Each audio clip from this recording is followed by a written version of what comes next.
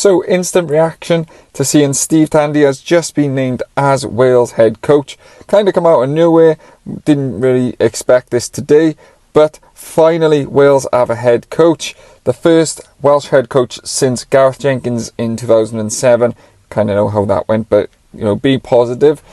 This has been rumoured for a while. Steve Tandy was kind of the front runner most of the time.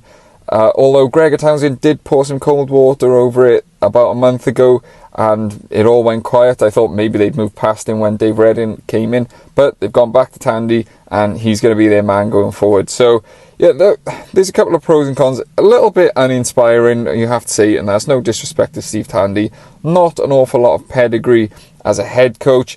Had his time at the Ospreys, which started okay, but then sort of went downhill. That is also factors out of his control, like funds being not there, players leaving, the established players and stuff like that. The options were probably pretty low given how Welsh rugby has been and given where we actually are right now.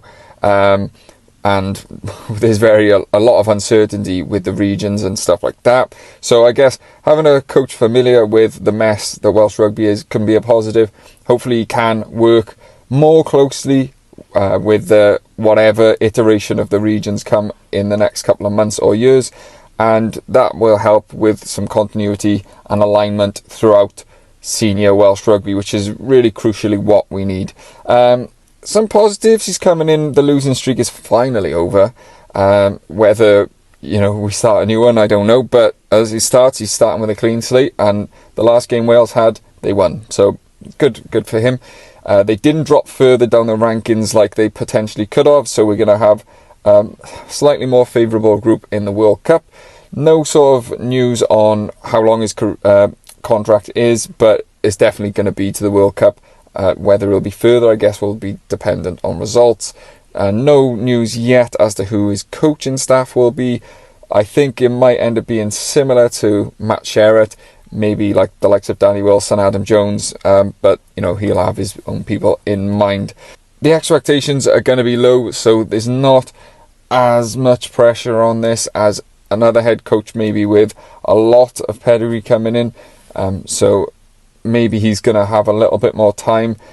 My worry is that people aren't really going to be inspired by this, and it's not going to be the kick up the backside that maybe Welsh rugby needs.